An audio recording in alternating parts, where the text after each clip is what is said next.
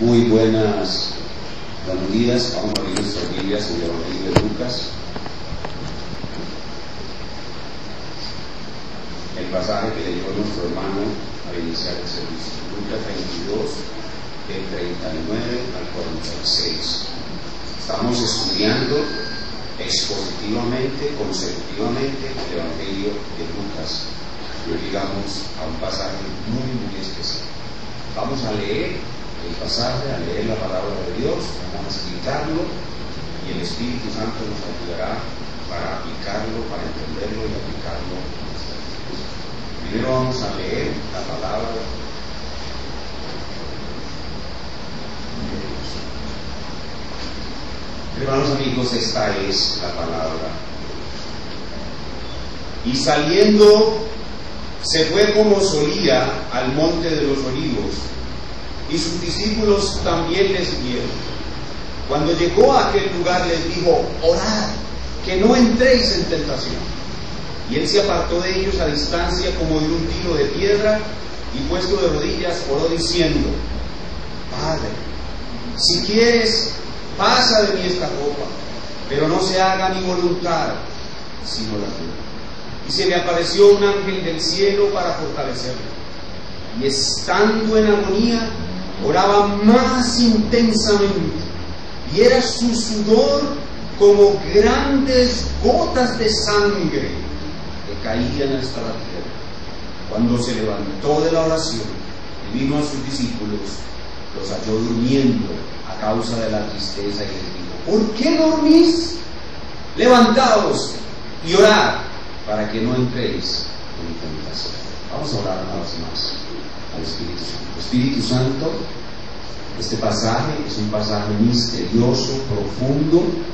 No podremos nunca comprender las profundidades de lo que aquí sucedió, pero suplicamos que por tu maravillosa gracia nos enseñes a comprender lo que necesitamos comprender para nuestra vida espiritual. Y esto te lo pedimos en el nombre de Jesucristo. Amén. Estamos, como ustedes saben, en las últimas horas de vida del Señor sobre la tierra.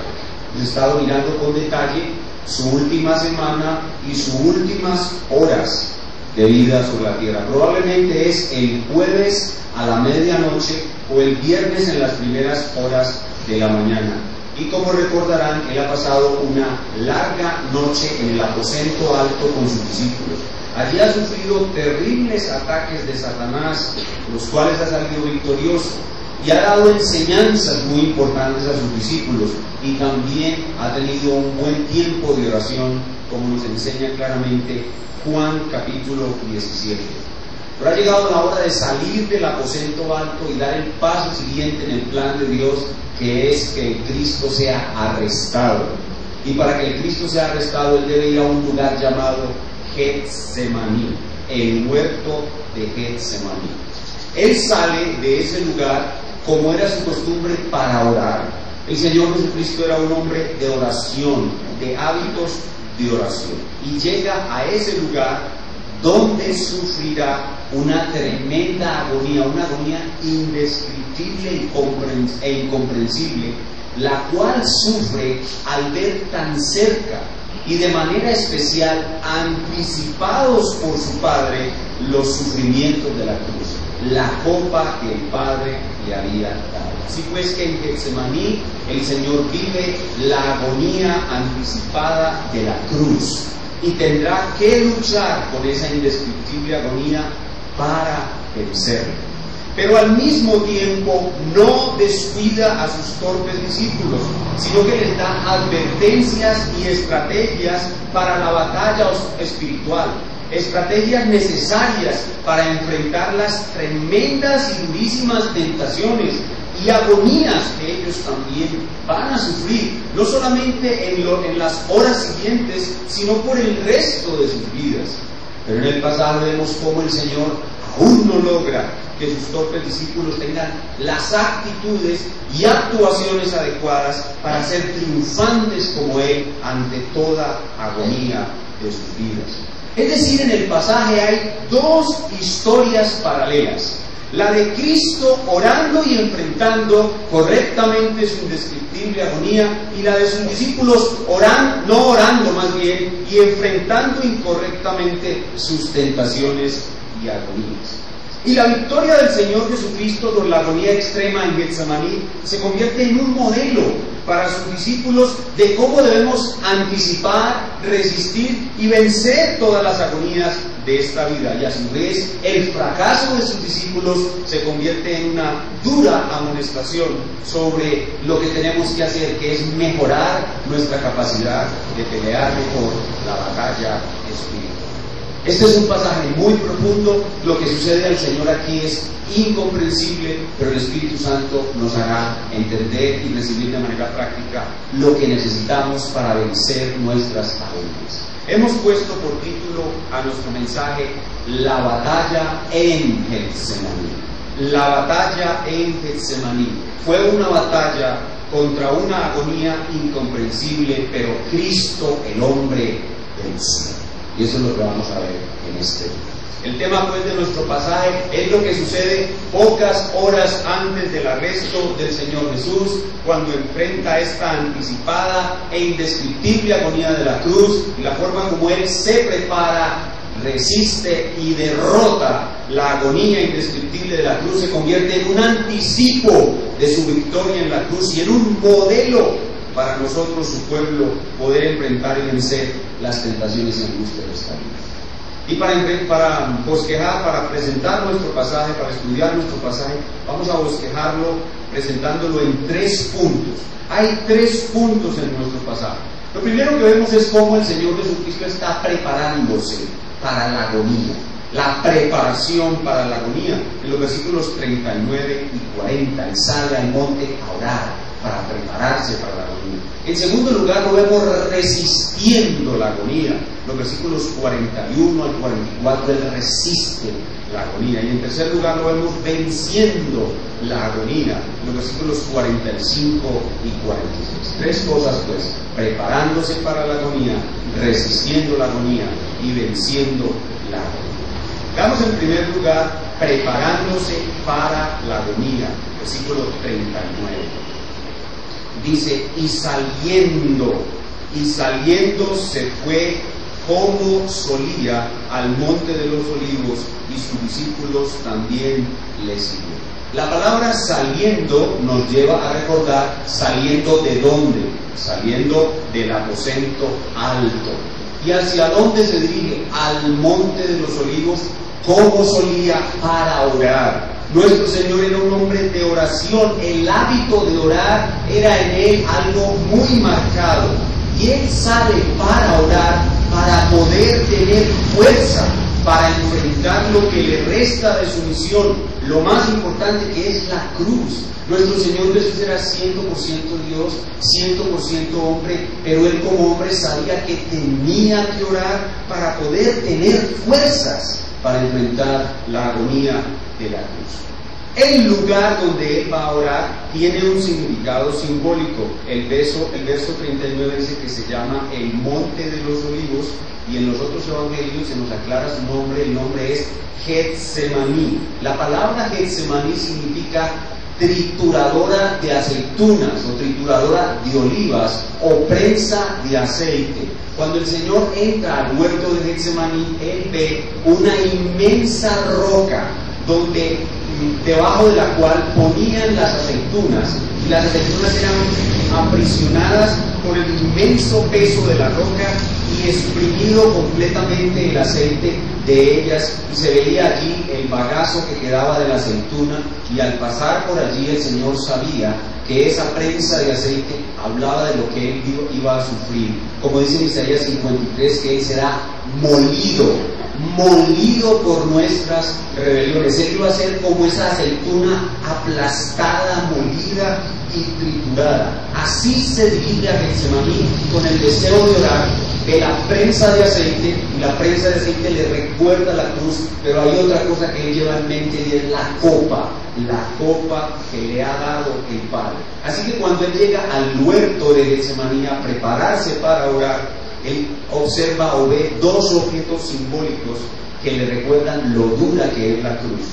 la trenza de aceite y la copa amarga que estaba llena de todo el furor de la ira de Dios. Y cuando ve eso, él sabe que la fuerza que necesita para beber esa copa, para poder soportar el ser molido, esa fuerza le viene solo del Padre, y por eso él se apresura a orar y necesita orar. Sabe que él sin orar no podrá hacer nada, porque está viendo en la copa y en la prensa el sufrimiento que le generará ser cargado con nuestros pecados, ser maldito por el Padre, tener que beber hasta las heces la copa de la ira de Dios y ser separado de su Padre. Eso le genera una angustia muy grande, y por eso él se apresura a prepararse para orar, para enfrentar eso, y por eso, orando, encuentra la preparación que necesita para andar el camino de la cruz. Pero sus discípulos también estaban enfrentando momentos muy difíciles, y ellos también necesitan orar. Dice el verso 39, y sus discípulos también le siguieron. Ellos le siguieron porque donde va su maestro iban ellos, y ellos estaban también enfrentando momentos muy difíciles. Recuerden que él les había advertido del zarandeo de Satanás. Ellos necesitaban orar, y aquí les advierte de nuevo: lo que yo voy a hacer es orar, lo que yo voy a hacer es prepararme para mi agonía. Ustedes también deben hacerlo. Él preocupándose por ellos siempre, como los amó desde el principio, los amó hasta el fin. Así que les urge también a que ellos se preparen para la aflicción. Versículo 40. Cuando llegó a aquel lugar les dijo: orad que no entréis en tentación. Esa palabra orar no es simplemente una sugerencia, es una orden, es un imperativo presente continuo, algo que tienen que hacer sin cesar. Y Mateo añade: velad y orad para que no entréis en tentación. Así que la orden completa del Señor fue: velad y orad. Noten en el 46 que él les reprocha porque estaban dormidos. Eso indica que la orden fue: velad y orad. Velad y orad. Dos imperativos presentes continuos. Y él les manda a hacer eso, no solamente porque es su necesidad, sino es lo que él mismo iba a hacer. Él iba a estar en el huerto despierto toda la noche, representando ese sentido de vigilancia que debemos tener ante las dificultades de este mundo, las tentaciones de este mundo. Él mismo iba a estar orando toda la noche. Él estaba dispuesto a velar y a orar. Ellos no. Él se estaba anticipando a su angustia, a su tentación. Ellos no. En otras palabras, nuestro Señor tenía, de hecho, algo de lo cual hemos venido hablando constantemente en las últimas predicaciones. ¿Qué era lo que tenía el Señor? Que se evidencia por el hecho de que Él velaba, es decir, se anticipaba a la tentación y a la agonía, oraba preparándose para la tentación y la agonía, y que sus discípulos no tenían. ¿Qué era lo que Él tenía?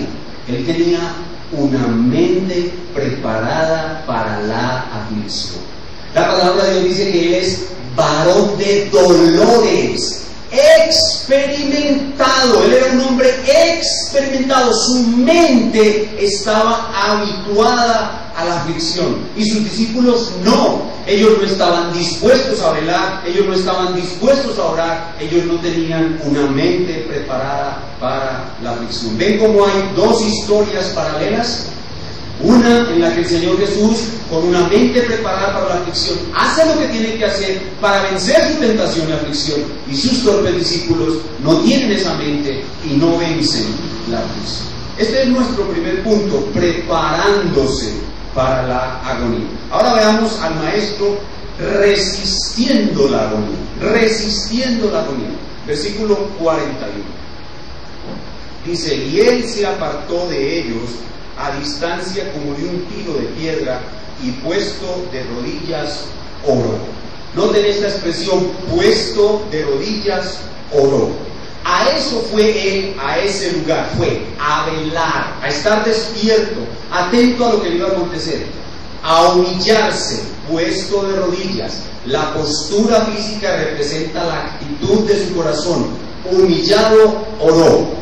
Velar, humillarse y orar. En verdad, en este punto, el Señor ya había hecho 3 cosas que son necesarias para poder resistir toda agonía. Para poder resistir toda agonía es necesario estar esperándola, velar, vigilancia, anticipación. Es necesario estar humillado en las manos de un Dios soberano que controla mis aflicciones y las envía cuando quiere, y orar. Velar, humillarse y orar. Son 3 elementos que el Señor ya estaba haciendo y con los cuales estaba resistiendo la agonía, la cual no había llegado a su punto más alto. El apóstol Pedro lo resume diciendo: humillaos pues bajo la poderosa mano de Dios, para que nos exalte cuando fuere tiempo. Entonces él resiste la tentación, resiste la aflicción, la agonía, velando, humillándose y orando. Veamos ahora el contenido de su oración. Verso 42. Oró diciendo: Padre, si quieres, pasa de mí esta copa, pero no se haga mi voluntad, sino la tuya. Lo que Lucas nos presenta aquí en cuanto a la oración de nuestro Salvador es tan solo un resumen. Los 3 otros evangelistas completan la oración y nos muestran que él oró 3 veces. Él fue, oró, entró en agonía, luego se paró, miró a sus discípulos, los vigiló, volvió y oró, volvió y entró en agonía, volvió y se paró. Imagínense la escena. Él hizo esta oración 3 veces y en ningún momento de su agonía se olvidó de sus discípulos, sino que se devolvió a donde estaban ellos para vigilar de que ellos estuvieran haciendo lo mismo.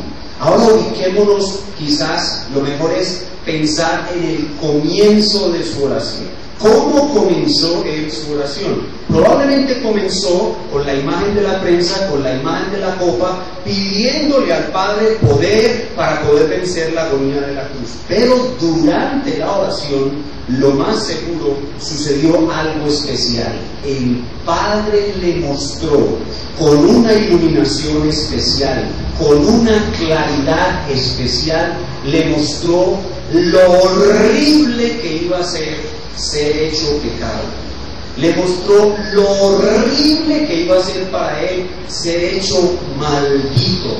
Le mostró lo horrible que iba a ser para él tener que beber por 3 horas la copa de la ira de Dios. Y lo horrible que iba a ser para él quedar separado de su Padre durante las 3 horas de la oscuridad de la cruz. Y cuando el Padre le muestra eso con una inusual iluminación que muy probablemente él no había visto en el resto de su vida, en lo anterior, él sabía que eso iba a suceder, pero aquí lo vio con una claridad meridiana y eso lo llenó de pavor. Eso lo llenó de horror, eso lo llenó de una aflicción, una agonía, de un espanto indescriptible. Y ahí entonces él ora y dice: Padre. Y Marcos añade que dice Abba, dice Abba Padre. Así que cuando él se ve ante esa horrenda aflicción, lo primero que hace una mente preparada para la aflicción es recordar que Dios es su Padre. Abba. Nunca se olvidó de la relación filial que tenía con Dios, lo llama Abba, Padre, con ternura, a pesar del estrés, a pesar de la angustia indescriptible. Jesús le dice Padre, con angustia, pero lo llama Padre. No se olvida que Él es su Padre. Y Marcos añade: todas las cosas son posibles para ti. No ten una mente preparada para la aflicción, resistiendo la angustia. Nunca se olvida de que Dios es soberano, de que Dios trajo la aflicción y que como la trajo la puede quitar. La mente preparada para la aflicción sabe orar con un contenido correcto. ¿Y cuál es el contenido correcto de una oración en tremenda angustia? Es la gloria de Dios, la grandeza de Dios. Eso no se me puede olvidar cuando estoy afligido, cuando estoy angustiado. No se me puede olvidar que Dios es grande. No se me puede olvidar. Padre, relación filial, todas las cosas son posibles para ti. Soberanía, si quieres. Humillación, me humillo completamente ante tu poder soberano. Esa es una mente preparada para la aflicción. Si quieres, es si te place, no es lo que yo quiero, es lo que tú quieres. Si quieres, pasa de mí esta copa. La copa representa el juicio de Dios. Él tendría que sufrir por 3 horas el infierno, la ira de Dios en toda su intensidad por 3 horas, en las 3 horas de tinieblas de la cruz. Él hace esta oración 3 veces. La agonía es tan fuerte que lo lleva a orar 3 veces la misma petición. Lo que muchos se preguntan es si era legítimo para el Hijo de Dios pedirle a su Padre que le quitara la copa, que no la tuviera que beber. Creo firmemente que es totalmente legítimo para Él hacer esa petición por su santidad y por su humanidad.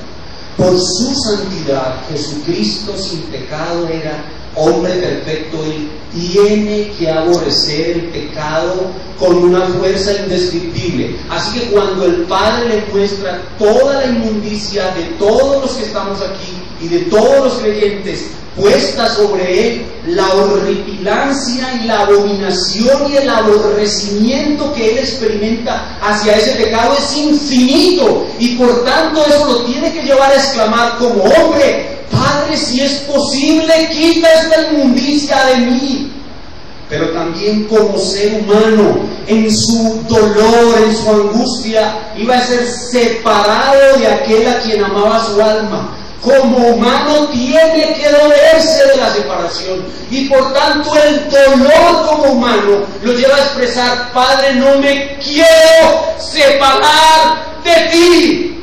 Esa es la angustia de Getsemaní. Padre, no me quiero separar de ti. Es por eso le dice: si puedes, si quieres, pasa de mí esta copa, porque yo no me quiero separar de ti. Esa oración es tremendamente humana, y fue hecha para nuestro bien. Como ser humano había 2 cosas en el corazón de Jesús. Una que sí quería hacer, y es agradar a su Padre, salvando a los que Él le dio. Pero hay otra que como ser humano Él no quería hacer, y es ser cargado con toda nuestra inmundicia y ser separado de su Padre. Y por eso Él clama: Padre, si quieres, pasa de mí. Ora 3 veces. ¿Cuál fue la respuesta? La respuesta es: no hubo respuesta. El silencio de Getsemaní es la respuesta de Dios, que dice: no hay otra forma de salvar a los pecadores. Tienes que morir por ellos, como establecimos en el consejo eterno de redención. La necesidad de la expiación es absoluta. No hay otra forma de salvar a los pecadores. Y por tal razón, Él, como Cordero manso, inclina su cabeza y dice: no se haga mi voluntad, sino la tuya. Y se muestra de nuevo obediente. Recuerden de qué estamos hablando. Estamos hablando de resistir la agonía. Y antes de la oración dijimos que Él había hecho 3 cosas que lo iban a llevar a triunfar sobre la agonía. ¿Cuáles son? Velar, humillarse y orar. Aquí está haciendo una 4ª cosa, que es ¿cuál? Obedecer. Las 4 cosas que hacen que Jesús triunfe sobre su agonía son velar, humillarse, orar con una mente preparada para la aflicción y obedecer, es decir, continuar obedeciendo a pesar de la agonía. La oración de Jesucristo en Getsemaní fue una oración perfecta, totalmente perfecta, la mejor oración jamás hecha. Y por tanto, ante esta súplica perfecta, el Padre responde como debe responder, no quitándole la copa, sino enviándole fuerza para que la pueda resistir. Versículo 40. Y se le apareció un ángel del cielo para fortalecerle. Y aquí comienza la victoria. Resistiendo comienza la victoria. El Padre sabe que estamos resistiendo. Jesús como hombre resistió, y cuando el Padre lo vio resistiendo, le envió la fortaleza que necesitaba para la victoria. ¿Qué hizo el ángel para fortalecerlo? No lo sabemos. Este es otro de los misterios de Getsemaní. ¿Qué hizo el ángel para fortalecerlo? No lo sabemos. Algunos autores dicen que le confirmó el amor del Padre, porque él iba a estar dentro de unas horas alejado del Padre. Él mismo iba a gritar: Dios mío, ¿por qué me has desamparado? Y unos dicen que el ángel le confirmó el amor del Padre. Otros decimos, me parece a mí que es más, la acción del ángel es tanto en el alma como en el cuerpo del Señor Jesús. Como vamos a ver enseguida, él pudo haber muerto en Getsemaní, pero creo que el ángel lo fortaleció en su cuerpo de una manera especial para no morir allí. En últimas, enseguida veremos eso, en últimas no sabemos qué hizo el ángel, pero lo que sí sabemos es que el ángel comenzó, la ayuda del ángel comenzó la victoria.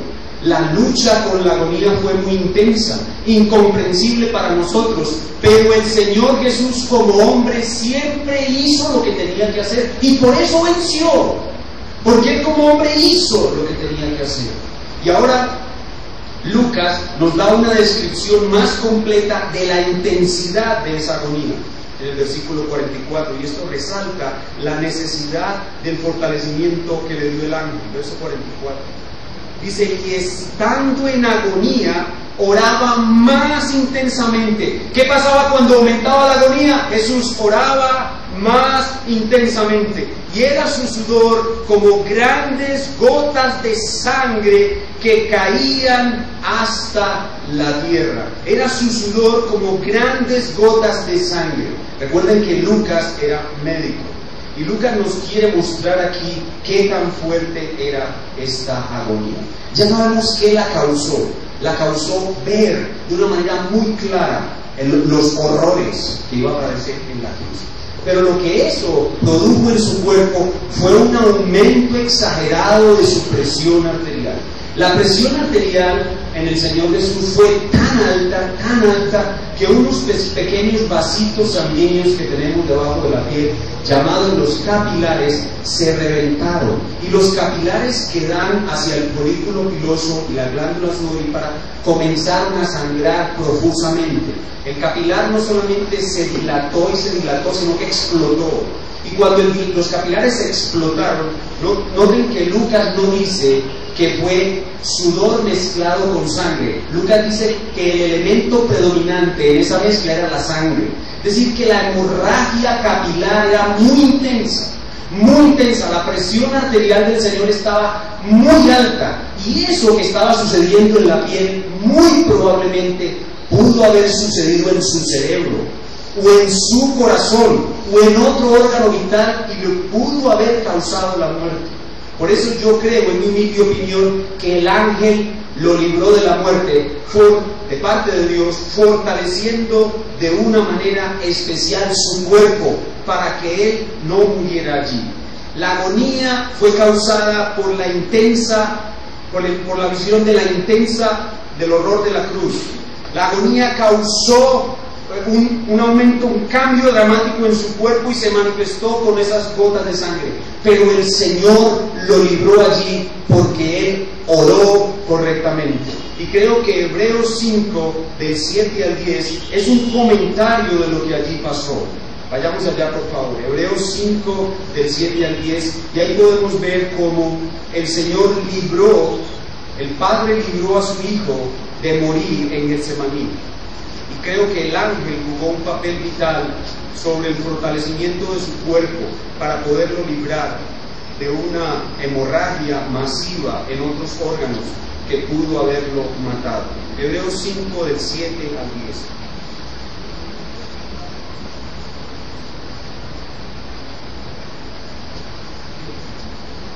Dice: y Cristo, en los días de su carne, ofreciendo ruegos y súplicas con gran clamor, recuerden lo que decíamos ahora, oraba más intensamente, y lágrimas, al que le podía librar de la muerte. En ese momento en Getsemaní el Señor estaba en peligro de muerte. Fue oído a causa de su temor reverente. Noten la forma como Él oró, las características que hemos descrito en su oración hicieron que el Señor escuchara su oración y lo fortaleciera. Pero algo más. 8. Y aunque era hijo, Abba clamó, aunque era hijo, por lo que padeció, aprendió la obediencia. Significa que él había obedecido antes todo el tiempo, pero nunca había obedecido como en ese momento obedeció. Nunca había obedecido en tan grande aflicción. Y eso hace que la obediencia sea perfecta. Verso 9. Y habiendo sido perfeccionado, ¿perfeccionado en qué? En su obediencia, porque nunca había obedecido en tan grande aflicción. Así que obedecer en aflicción perfecciona la obediencia. Y habiendo sido perfeccionado, tuvo la fuerza, tuvo la capacidad de ser autor de eterna salvación para todos los que le obedecen. Ahí ven ustedes un comentario bíblico de lo que sucedió en Getsemaní, y vemos cómo el Señor fue librado aún de la muerte por causa de su temor reverente con que oró al Padre. Entonces, en este segundo punto que estamos viendo cómo resistir la agonía, nos ha permitido el autor bíblico ver 4 cosas que hacen que el Señor Jesús resista la agonía. Primero, velar, anticipación. Segundo, humillarse. Tercero, orar con una mente preparada para la aflicción. Y cuarto, a toda costa y en cualquier circunstancia difícil, obediencia. Y eso lo llevó a Cristo y lo va a llevar a usted a la victoria. Y ese es nuestro tercer punto. Ya vimos preparándose para la agonía, ya vimos resistiendo la agonía, y ahora veamos venciendo la victoria sobre la agonía. Versículo 45.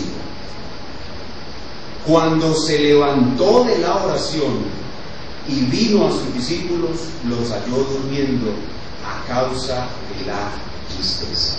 Noten, cuando se levantó. ¿Cuándo se levantó de qué? Se levantó de su agonía. Él estaba en agonía, y mientras usted está en agonía está paralizado, no puede levantarse, pero él ya podía levantarse. ¿Por qué podía levantarse? Porque la agonía había pasado. El Señor la había quitado. Él se levantó de su agonía. Significa que la agonía fue vencida. Su oración como hombre, la ayuda del ángel, la ayuda del Padre le dieron la victoria. Pero su victoria contrasta con el fracaso de sus discípulos. Dice, y vino a sus discípulos y los halló que durmiendo. Los halló durmiendo. No era lo que ellos debían estar haciendo. Ellos debían estar enfrentando la tristeza de la misma manera que él la enfrentó. Por tanto, él ahora de nuevo los reprende con amor. Versículo 46. Y les dijo, ¿por qué dormís? Este llamado de atención es lo mismo que les hizo en el mar de Galilea. ¿Y dónde está vuestra fe? ¿Cómo no habéis aprendido en 3 años y medio lo que tenéis que hacer para ser guerreros en el reino de Dios? Y les repite de nuevo el mandato. Les dice de nuevo, orad, de nuevo imperativo, presente, continuo. Orad para que no entréis en tentación. Hermanos, el pasaje de Getsemaní de Lucas es muy distinto al de los otros 3 evangelistas. En Lucas hay un énfasis en la oración. 5 veces aparece la palabra orar. ¿Y eso qué significa, hermanos? Que el poder de la oración eficaz de un creyente es muy grande para vencer cualquier agonía. Pero dice Santiago, la oración eficaz del justo puede mucho. ¿Qué es lo que tenemos en Getsemaní? A un justo orando una oración eficaz para vencer la agonía indescriptible. Y venció. Y esas mismas características, velar, humillarse, orar con una mente preparada y obedecer, harán que cualquier cristiano pueda vencer cualquier tristeza o cualquier angustia. Y esto es lo que enseña nuestro pasaje. Vamos a resumir brevemente lo que hemos visto en estas líneas. En primer lugar, este pasaje nos enseña, este es el núcleo, este es el centro, esto es lo vital de todo lo que aquí pasó. Primero, que sin expiación no hay salvación. Sin expiación no hay salvación. ¿Y qué nos enseña eso? El silencio de Getsemaní. El silencio de Getsemaní nos muestra que sin un sustituto nadie puede ser salvado. Segundo, nos muestra que Cristo padeció una agonía indescriptible, no solamente durante la cruz, sino antes de la cruz. ¿Y para qué padeció el Señor esta indescriptible agonía? Para nuestro beneficio, para que sepamos cómo vencer la agonía. Tercero, que Cristo venció la agonía con una mente preparada para la aflicción. Y ahí sale el pastor otra vez, con lo de su mente preparada para la aflicción. Hermanos, eso es lo que el Señor nos está enseñando. Una mente preparada para las aflicciones es una mente que vigila, que se anticipa, que espera que esta vida esté cargada de aflicciones, que no nos sorprenden las aflicciones. 1, vigilancia. 2, humillación. Una mente preparada para la aflicción se humilla bajo un Dios soberano que ha dicho que te afligirá. 3, oración.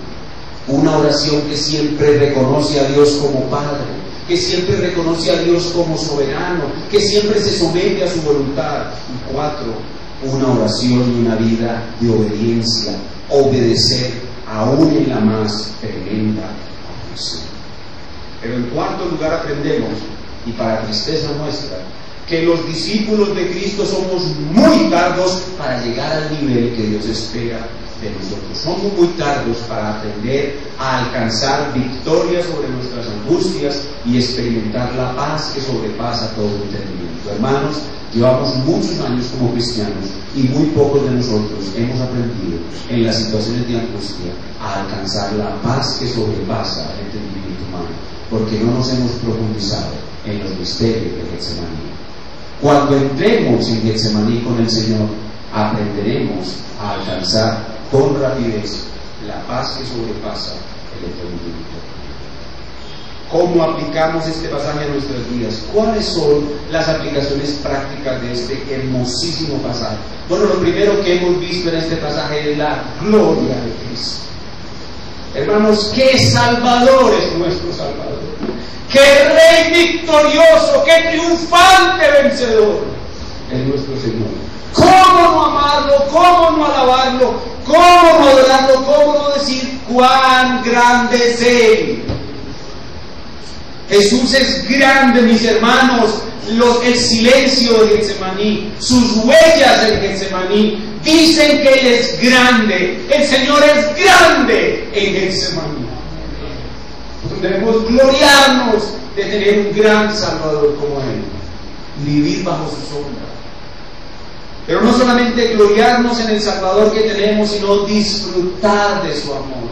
Hermanos, ustedes pudieron ver la ternura de Cristo, como en su más grande angustia no olvidó a estos pequeñines, no los olvidó ni un segundo. Usted debe imaginárselo a Él. Mire, está en un momento sudando gotas de sangre por la angustia y de pronto se calma, se serena, se domina a sí mismo y se para ver cómo están ellos. Se devuelve y se sumerge en su angustia para sudar otra vez sangre y luego se domina a sí mismo y luego se para ver cómo están ellos. Hermanos, qué amor, qué inmenso amor, qué dominio de sí mismo tiene nuestro Salvador, y todo para cuidarnos a ti y a mí. Hermano, ¿cree usted que Dios puede abandonarlo durante alguna de sus angustias después de haber visto lo que vio hoy en Getsemaní? No creas. Dios no puede abandonarlo en ninguna de sus angustias si usted pudo ver lo que hoy fue mostrado en el huerto de Getsemaní.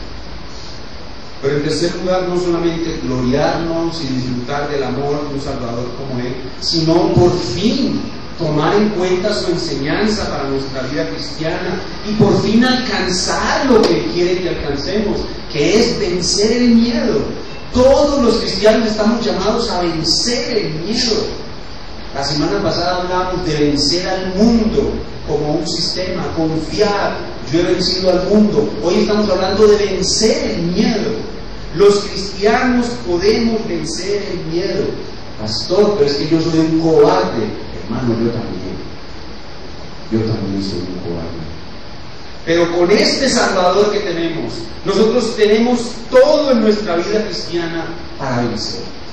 Hermanos, toda la vida de nuestro Señor Jesucristo es maravillosa, y en este recorrido que hemos hecho en el Evangelio de Lucas, cuánto nos hemos gozado. Pero hay dos puntos en su vida que los cristianos no podemos olvidar jamás, y que son puestos en el Evangelio para hacernos vencedores. Hay dos momentos claves en la historia del Señor Jesús que marcan la diferencia entre un cristiano victorioso y uno derrotado. Uno, la tentación en el desierto, y dos, el huerto de Getsemaní. La vida de Jesús tiene dos momentos cruciales para nosotros. Uno, la cruz obviamente es nuestra salvación, pero estamos hablando de vida cristiana práctica, de cómo vivir para Él. Uno, en la tentación en el desierto. ¿Qué aprendimos en la tentación en el desierto? Cómo resistir la tentación. Con un escrito está. ¿Y qué aprendemos en el huerto de Getsemaní? Cómo vencer el miedo, cómo vencer la agonía, cómo resistiendo como Él resistió en el huerto de Getsemaní. El creyente que profundiza en esas dos cosas, en esos dos eventos de la vida del Señor, será un creyente victorioso, como Dios quiere que sea. Pero hoy debemos concentrarnos en esa segunda enseñanza. ¿Qué nos está mostrando el Señor a través de Getsemaní hoy? Hermanos, que necesitamos más vigilancia. Necesitamos vigilancia, necesitamos anticipación. ¿Qué es lo contrario a la vigilancia? Es dormir, es estar tranquilos, confiados, pensando en que no nos va a pasar nada en este mundo. Nos va a pasar. A usted ya le pasó y le va a volver a pasar. Usted tiene que anticipar eso. Tiene que estar preparado, no vivir confiado y tranquilo. En este mundo tendremos mucha aflicción. Usted se monta en su vehículo y sale a almorzar con un amigo o un cliente, le suena el celular, su mamá está grave en urgencias. No reaccione como un histérico o histérica. Sepa que tendrá aflicción. Reaccione correctamente. Vigilancia, anticipación. Eso es una mente preparada para la aflicción. Hermano, ¿tienes anticipación? Segundo, humillación. Humíllate todos los días bajo su poderosa mano. Y eso depende de cómo piensas tú. Hermano, Dios tiene el derecho de hacer con tu vida lo que a Él le plazca. Nadie dijo amén. Dios tiene el derecho de hacer con su vida lo que a Él le plazca. Pero como usted está tan concentrado en ser feliz en este mundo, cuando Él hace con su vida lo que a Él le place, usted revienta en la más terrible aflicción, porque se le destruyó su castillo, su sueño de hadas, su fantasía mundana. No estamos aquí para ser felices, estamos aquí para que Dios haga con nosotros lo que Él quiera. Oí unos poquitos, amén, muy discretos, muy tenues por allí. Ese amén tiene que convertirse en algo fuerte y poderoso, hermano. ¿Tienes humillación? Oración, una mente preparada para la aflicción es una mente que no es capaz de vivir sin orar. Los cristianos verdaderos no somos capaces de vivir sin orar. Es más, estamos todo el tiempo pidiéndole perdón al Señor por orar tan poquito. No somos capaces de vivir sin orar. Hermano, la oración, pero recuerden, la oración eficaz del justo es la oración de una mente que conoce a Dios como Padre, que conoce a Dios como soberano, que se humilla, que sabe que Dios tiene el control, que Dios de seguro le dará la victoria. Hermano, ¿tienes oración? Y finalmente, obediencia. Hermanos, todos tenemos un poquito de obediencia. Si no tenemos obediencia es porque no somos cristianos. Pero nuestra obediencia debe ser perfeccionada. Yo le pregunto, si el Hijo de Dios fue perfeccionado en su obediencia, ¿será que nosotros tenemos que ser perfeccionados o no? Y si Él fue perfeccionado con tan grande aflicción, ¿será que nosotros también necesitamos aflicción? Claro que sí. La única forma de ser perfectos es obedeciendo en medio de grandes aflicciones. Así que lo más importante cuando usted le viene una aflicción es si usted continuó obedeciendo correctamente a Dios o no, y no excusándose en su pecado porque estaba en una gran aflicción. Muchas personas caen en pecado en medio de grandes aflicciones y dicen, estaba en aflicción muy grande y por eso pequé. Eso no es ser perfeccionado. Ser perfeccionado es no pecar a pesar de tu gran aflicción. Esas son las aplicaciones prácticas para nuestra vida de este hermoso pasaje. Pero hay otra aplicación práctica muy dirigida a la iglesia de Jesucristo en nuestro tiempo. Recuerden lo que vimos aquí en Getsemaní. Vimos la oración eficaz de un justo. El modelo perfecto de oración es Jesús. ¿Cómo oró Él? Y si nosotros comparamos la oración de Jesús con la oración que hace la iglesia en nuestros días, encontramos una gran diferencia. En vez de ver al justo que ora en Getsemaní, vemos en las iglesias hoy en día algo como esto: declaramos, decretamos, reprendemos y tomamos posesión. ¿Se parece eso a Getsemaní? Se parece en nada, en lo contrario a Getsemaní. Nosotros, ¿qué nos vamos a venir a declarar aquí si nosotros no tenemos nada que declarar? ¿O qué nos vamos a venir a decretar? Imagínense, es que hacer una oración diciendo decreto, eso es que yo no sé nada. ¿Qué decreto? ¿Qué voy a decretar yo, miserable gusano como yo, qué voy a decretar? Pues que reprendemos o tomamos posesión. Tomamos posesión. ¿Cómo les parece a ustedes? ¿Y que tomamos posesión de qué? ¿De qué tomo yo posesión?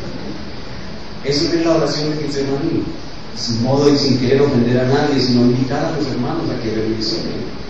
La oración de la iglesia en el siglo XX es un desastre, sencillamente. Y la oración de Cristo en Getsemaní nos enseña que debemos recuperar las oraciones. Finalmente, unas palabras de amor y amonestación y llamado a los amigos que nos visitan. Aquellos que están aquí, que vienen por primera vez, que no han recibido a Cristo, que no son de Él, hay dos cosas sencillas para ustedes de ver en el pasaje. Primero, usted pudo ver en el pasaje que cuando el Señor Jesús vio lo horrible que es ser puesto 3 horas en el infierno, Él se espantó. Oiga, Jesús vio que Él iba a estar 3 horas en el infierno y se espantó. Imagínese usted toda la eternidad del infierno. Segundo, Jesús vio que iba a estar 3 horas separado de su Padre y se espantó de esta manera. Se espantó de una manera incomprensible. Imagínese usted cómo estaría, amigo que nos visita, una eternidad eternamente separado de Dios. Amigo, los horrores del infierno y el horror de vivir eternamente separado de Dios te deben llevar a ver a Cristo como el único Salvador. Solo Él puede salvarte. Hoy has entendido quién es Jesús.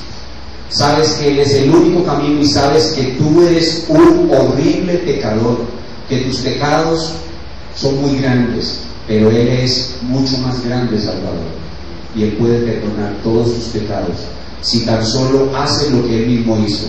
Jesús se humilló ante su Padre, ahora humíllate tú ante Jesús, inclinando tu corazón y reconociendo tus pecados, pidiendo perdón, y Él dice: el que a mí viene yo no lo echo fuera, lo voy a amar, lo voy a salvar y lo voy a cuidar por el resto de la eternidad. ¿Qué prefieres? ¿Vivir como estás viviendo hasta ahora en desobediencia y alejamiento de Dios, o venir a este maravilloso y poderoso Salvador que puede darte el perdón de los pecados y la vida eterna? No rechaces a este maravilloso Salvador. Ven a Él hoy. Él te abre la puerta, entra por ella para ser salvo. Vamos a terminar en oración, puestos de pie, por favor, mis hermanos.